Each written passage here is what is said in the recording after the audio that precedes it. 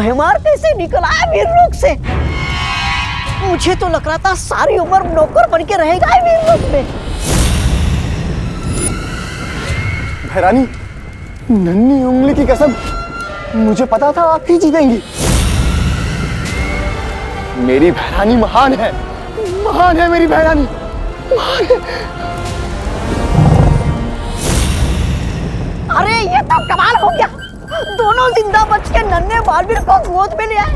अरे लग तो रहा था कि दोनों मारे जाएंगे बालवीर के हाथों। ऐसा मैं नहीं कह रहा हूँ, कल लोग पढ़े कह रहे थे।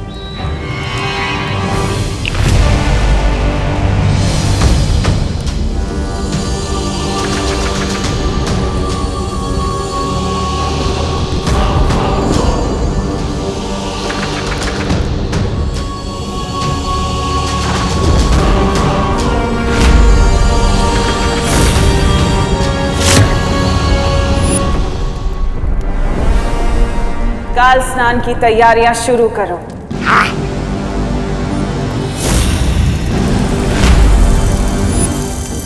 और काल लोक की सुरक्षा और कड़ी कर दो, क्योंकि मुझे पता है बालवीर चुप नहीं बैठेगा। और ये जिम्मेदारी मैं तुम्हें देती हूँ भैमार।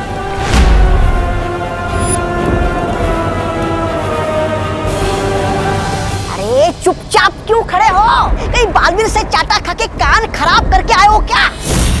चुप!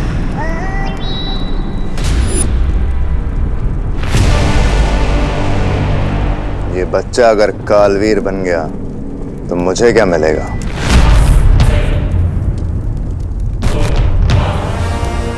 लेकिन मैं इसे अभी खत्म कर दूं तो राज सिंहासन मेरा।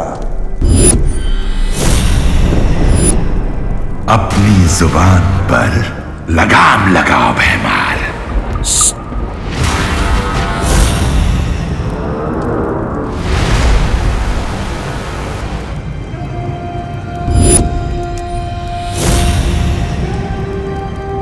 चलाओ खंजर भैमार और मार दो इसे। भैरानी, ये क्या कह रही हैं आप? अब ये मर गया तो क्या होगा? हम काल लोक वाले पूरी दुनिया पर राज नहीं कर पाएंगे। ये काल लोक पूरी दुनिया का सबसे शक्तिशाली लोक नहीं बन पाएगा। किस लिए भैमार? सिर्फ एक तख्त के लिए तुम अपनी काल लोक के साथ वफादारी भूल जाओगे? तो चलाओ खंजर और मार दो इसे। चलाओ खंजर!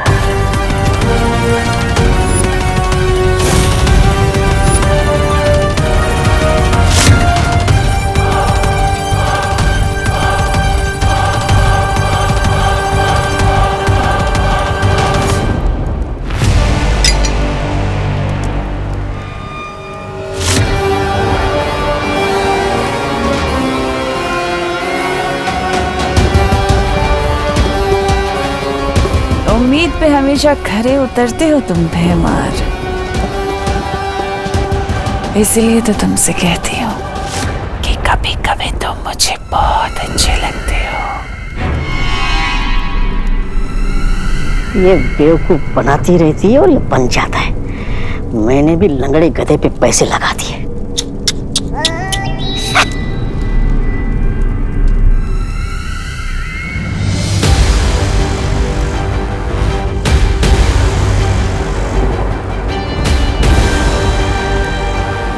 जिस पल का इंतजार था मुझे, आखिर वो घड़ी आ ही गई। बरसों पुराना मेरा बदला आज पूरा होगा।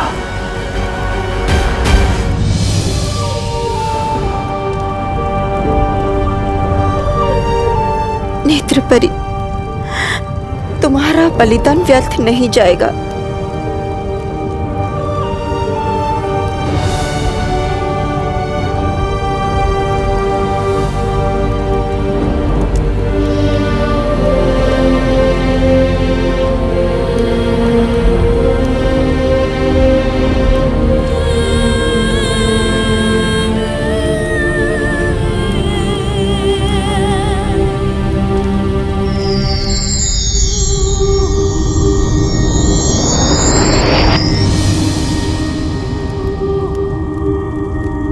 व्यर्थ ही गया है नेत्र परी का बलिदान।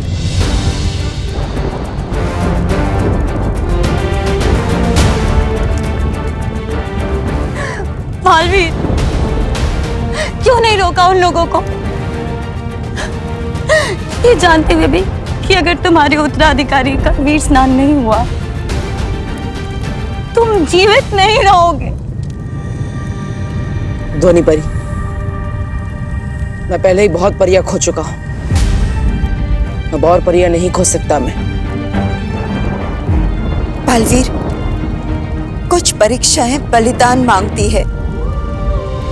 तुम्हारा कर्तव्य सिर्फ परियों को बचाना नहीं बल्कि पूरे विश्व को बचाना है। और उस माँ का क्या बालवीर, जिससे तुम वादा करके आए थे कि तुम उसके बेटे पे कोई आँच नहीं आने दोगे? क्या जवाब दोगे अब उस माँ को?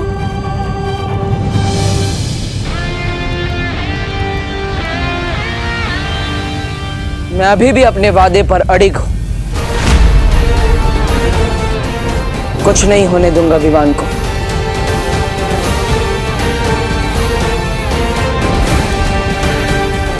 लेकिन बालवीर, विवान तिम्नासा के कब्जे में है और कहीं तिम्नासा विवान को नुकसान नहीं पहुंचाएगी।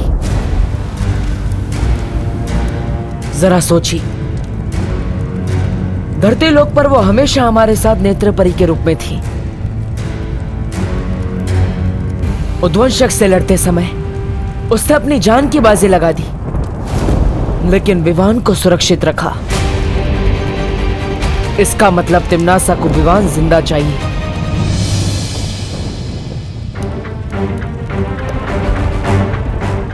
पर क्यों? इसका जवाब सिर्फ हमें शौर्य ही दे सकते हैं कि आखिर क्या होता है कालवीर।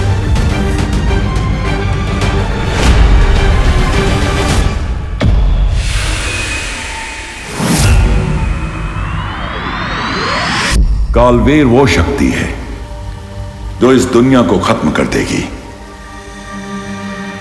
अगर बालवीर के उत्तराधिकारी का काल स्नान होता है तो वो बालवीर नहीं, कालवीर बनेगा।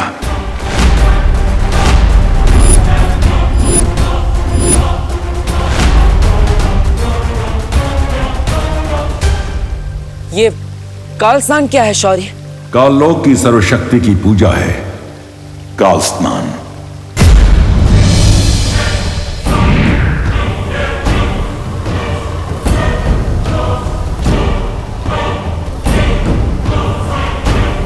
काललोक मंदिर में उनके काल ईश्वर के सामने तुम्हारे उत्तराधिकारी को वीर वृक्ष की माला पहना के समर्पित किया जाएगा और फिर पाप से भरे उनके काल जल में तुम्हारे उत्तराधिकारी को काल स्नान कराया जाएगा। और जैसे ही वो काल जल से निकलेगा वो बन चुका होगा ऐसी शक्ति जिससे किसी के लिए भी मुकाबला करना असंभव होगा। वो मिटा देगा दुनिया को तिम्नासा के लिए और बनेगा नया कालवीर।